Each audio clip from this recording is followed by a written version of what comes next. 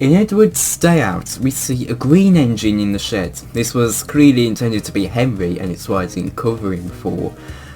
But the sad story of Henry takes place in 1922, while the rest of the stories in the three railway engines take place in 1923. We also know that Edward's Day Out takes place before Edward, Gordon and Henry. This means this green engine can't be Henry. However, this is not the only example of this in the railway series. In fact, it is not even the only example of this in the same book. So then, I've picked out 3 of these engines for us to solve, and I've got quite a few more at the end that I'd like you to suggest your ideas for. So then, let's get to solving. I'll call these characters Not and whatever the characters they are meant to be. So then let's start with the most notable, Not Henry. The iOS book states that since 1922 there have been 2 Henrys, Henry 1 and Henry 2. So obviously, this is Henry 2. Problem solved. Okay. I was joking. So, the details for Not Henry. He has 4 leading wheels, at least 4 driving wheels, and almost definitely has an extra set of wheels behind those 4 driving wheels. Otherwise we would see the cab more clearly if it was even there in the illustration. He also has a sloped running board, has outside cylinders, lacks steam pipes, and was built by 1923. So then let's get to the possibilities. My first guess was a H2 Atlantic built in 1911.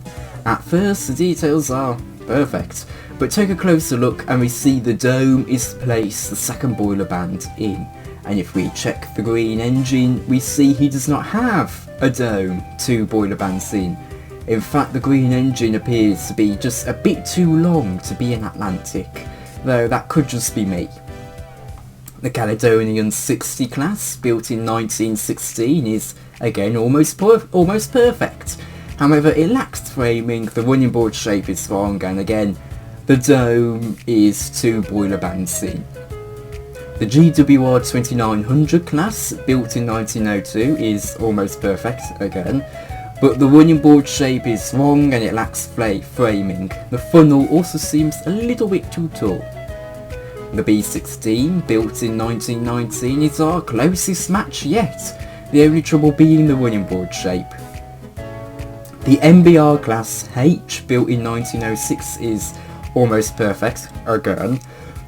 The dome should probably be visible in the illustration, if we're going by this basis, but only very little, so I'll give it a pass. Unfortunately though, it lacks framing and the running board is wrong. It is also similar to the H2 where it just doesn't seem long enough.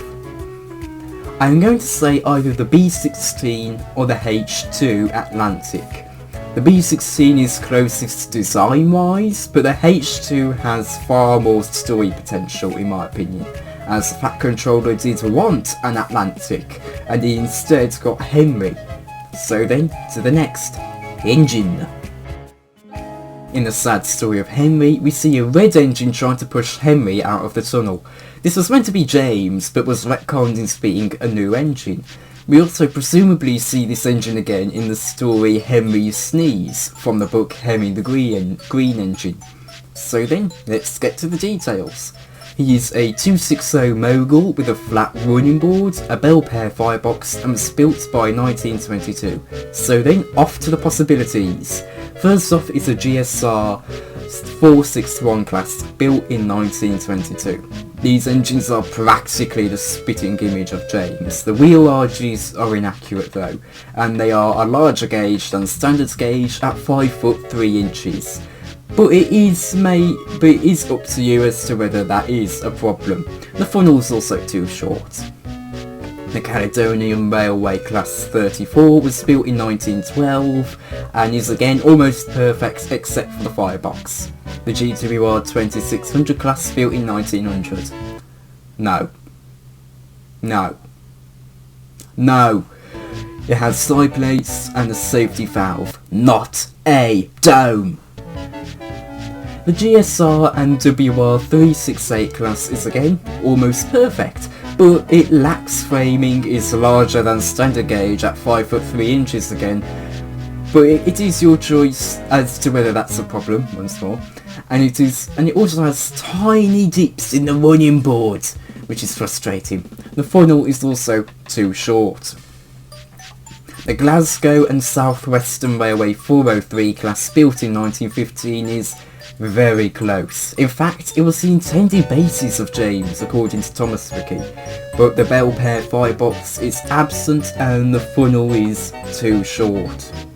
So my final verdict: the GSR 461s are best if you think they could be re-gauged from 5 foot 3 inches to 4 foot and 8.5 inches, the latter being standard gauge. However, it is really up to you as to what basis you like. If I had to pick a standard gauge basis, I'd probably say the CR class 34 or the G and SWR 403 class, as it is also close. Okay, hear me out.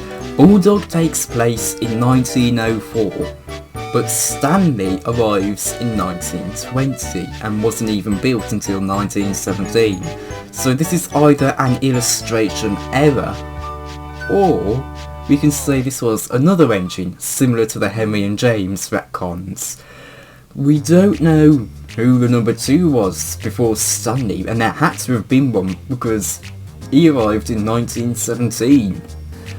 Well, not 1920, and wasn't built until 1917. So perhaps it was this very engine. So let's get to the details. It has 2 domes, pannier tanks that go up to his smoke box, a large funnel, and what I assume is American locomotive framing. He also has a low running board, or it just cuts off and goes low, and was built by 1904. To the bases. The South African Class D 264T, built in 1897, that's a mouthful, is similar at first glance, but the side tanks are connected to the running board. It has a cow catcher and the funnel is the wrong shape. The dome shapes are also the wrong way round. The Pinguli 460T locomotives were built by 1894. They are, again, very close at first glance, but the domes are wrong and the side tanks are connected to the running board, but it has the running board dip. And finally, the Corpelouvet 060T 70 to 72, built by 1964. They are close, but the side tanks are again on the running board, and the running board doesn't dip. Once more, finding narrow gauge engines with sufficient details proves a difficult game. The Pinguli and Corpelouvet were found on the Roger Farnworth website. I'll have it linked below as it holds a lot of interesting and obscure locomotives. I'd probably say the Pinguli or the Corpelouvet. While the Pinguli is better in details matching up, the Corpelouvet is better in size, in my opinion. I am leaning to the Corpelouvet, but I am sure I'll sway to the Pinguli at some point in time. There are also a variable amounts of engines that prove undeterminable to me. There just doesn't seem to be enough information to work off of, as there's just not enough of the engine visible. You never know, I may actually cover them at some point there. But for my findings, there was not Gordon / Henry, who was from Troublesome Engines Henry and the Elephant, Engine, who was from Henry the Green Engine Cole, not Thomas, who was from Toby the Tram Engine Dirty Objects, I may cover him another time, and not Edward, who is from Thomas the Tank Engine Thomas's Train.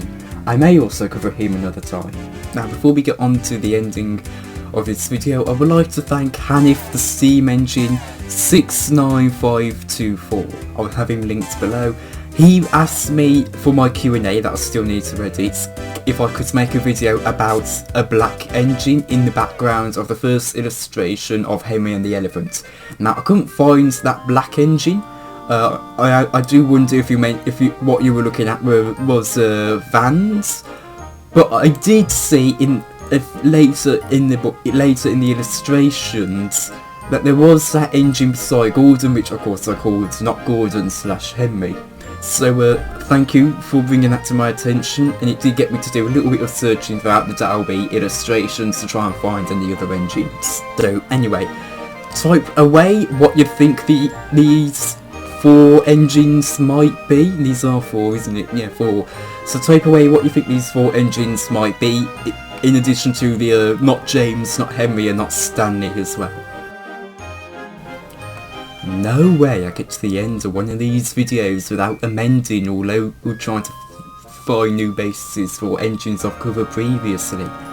Now, as I was writing this script, and this is literally the point in the script where this happened, my friend Roland from Chemical Meltdown, formerly known as StuckFan888, posted his next episode of his series Steam Engine's Life. Now, I will note Roland's channel is for the most part not child friendly, so it's not really suitable for children, a lot of his content, but Steam Engine's Life I would say is child suitable, for the most part.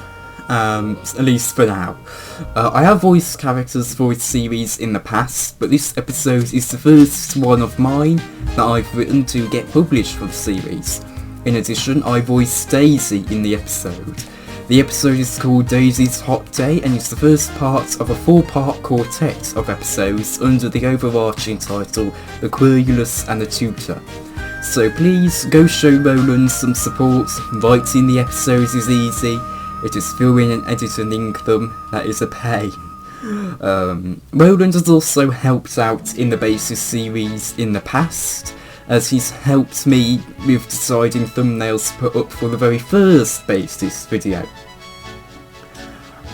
Anyway, that should do it for this video. You can go and check out my channel, or another one of my videos that should be on the screen now, or go and support Roland and check out his series Steam Engine's Life. Thank you all for watching, and goodbye.